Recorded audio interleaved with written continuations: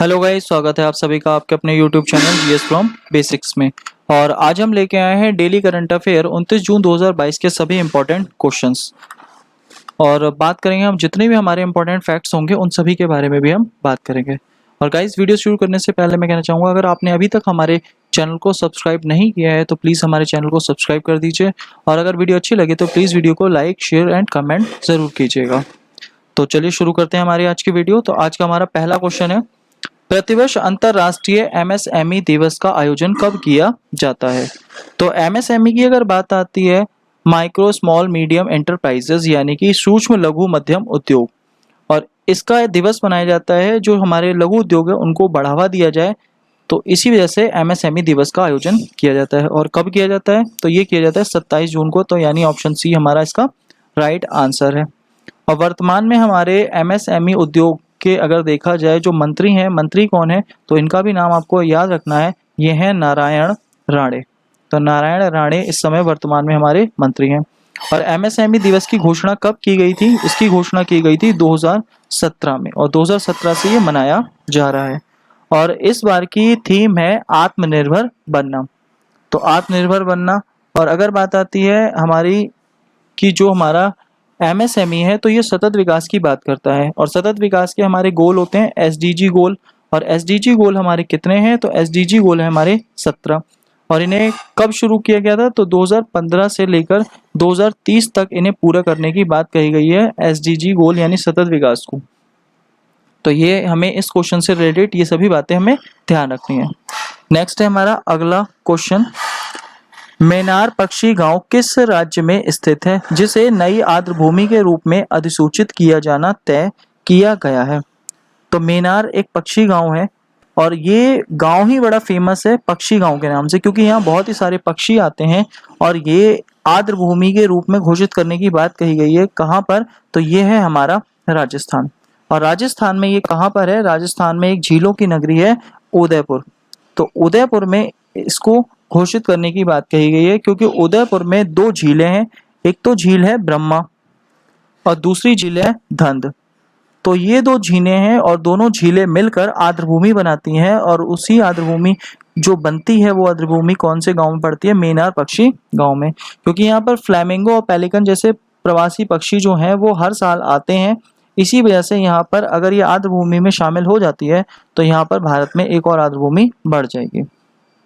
तो अगर बात आती है वर्तमान में जो हमारा आर्द्रभूमि दिवस है वो कब मनाया जाता है? तो ये भी आपको याद रखना है, 2 जून को मनाया जाता है। और वर्तमान भारत में कितनी हमारी रामसर साइट है या आर्द्रभूमि है? तो वर्तमान में हमारी 49 है। और अगर देखा जाए सर्वाधिक कहाँ है, तो सर्वाधिक हमारी यूपी में है। इस समय 10 रामसर साइट है। तो ये बात भी आपको ध्यान रखनी है। और अगर हम बात करें हमारे इस समय भारत में कितनी वर्ल्ड हेरिटेज है, तो 40 है। वर्ल्ड हेरिटेज हमारी 40 है। और अगर हम बात करें अमूर्त धरोहरों की, तो अमूर्त धरोहरें हमारी 14 है। और इसके अलावा टाइगर रिजर्व की अगर बात करी जाए तो इस समय 53 हमारे टाइगर रिजर्व हैं। तो ये बात हमें ध्यान रखनी है। और अगर देखा जाए कोई भी आर्द्रभूमि हमारी अगर संवेदनशील है तो उसके लिए एक रिकॉर्ड रखा जाता है, मॉन्ट्रेक्स रिकॉर्ड। तो मॉन्ट्रेक्स जो रिकॉर्ड है ये हमारा आर्द्रभूमि जो भी संवेदनशील है उनके रिकॉर्ड को किस में रखा जाता है? मॉन्ट्रेक्स रिकॉर्ड में रखा जाता है। और ये बताता है कि आर्द्रभूमि बहुत ही संवेदनशील है और उस पर काफी नकारात्मक प्रभाव पड़ रहा है। तो इस समय 2 हमारी शामिल है मॉन्ट्रेक्स रिपोर्ट में, एक तो है केबला देव और दूसरी हमारी लोकटक झील। तो ये दोनों ही आपको याद रखने हैं। नेक्स्ट है हमारा अगला क्वेश्चन, 1 जुलाई 2022 को कौन सा राज्य मेडिसैप चिकित्सा बीमा योजना शुरू करेगा? तो मेडिसैप चिकित्सा बीमा योजना इसकी शुरुआत कर रहा है हमारा केरल राज्य। और केरल राज्य में होगा क्या? जितने भी सभी सरकारी कर्मचारी होंगे उन्हें 3 लाख रुपए तक का क्या दिया जाएगा? बीमा दिया जाएगा। और कौन सा बीमा? कैशलेस बीमा दिया जाएगा। तो कैशलेस बीमा जो होगा सभी सरकारी कर्मचारियों को दिया जाएगा केरल सरकार में।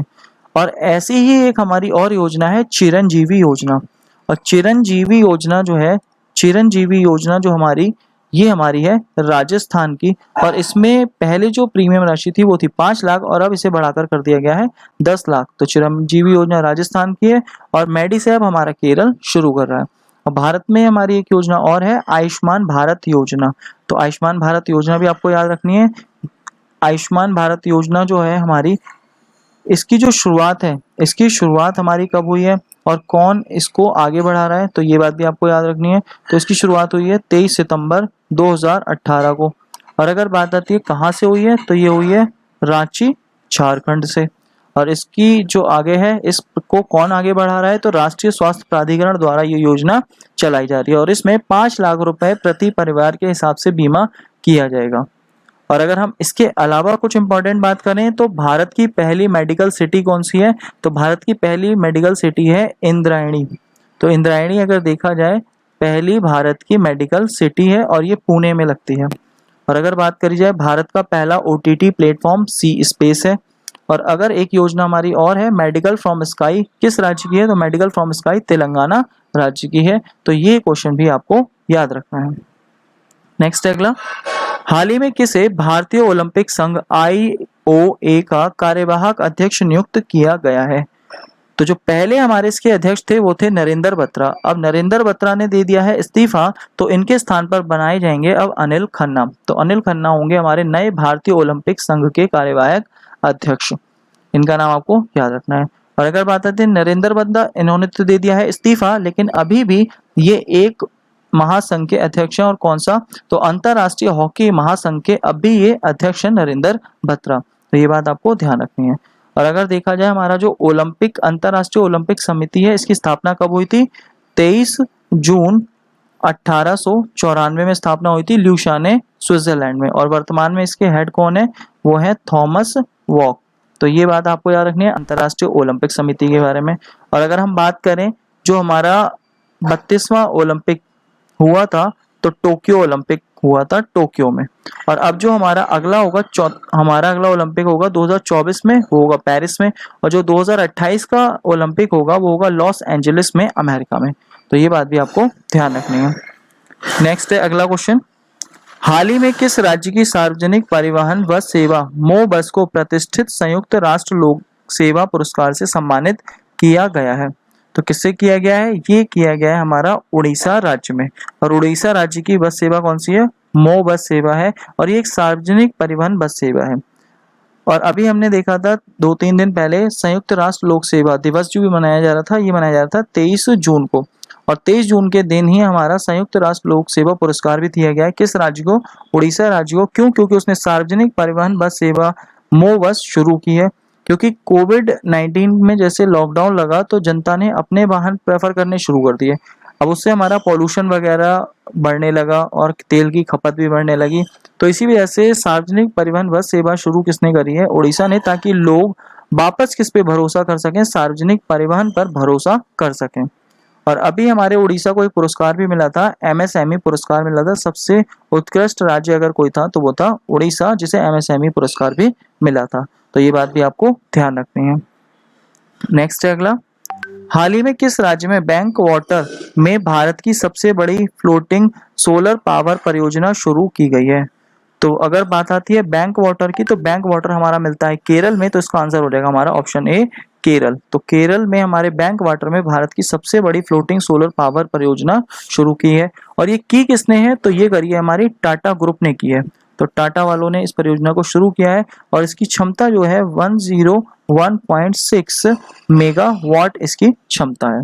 और अगर हम बात करें मध्य प्रदेश में भी एक हमारी परियोजना शुरू हुई है, एक बांध है ओमकारेश्वर बांध नर्मदा नदी पर। तो वहां पर भी एक हमारी परियोजना फ्लोटिंग सोलर पावर परियोजना शुरू हुई है।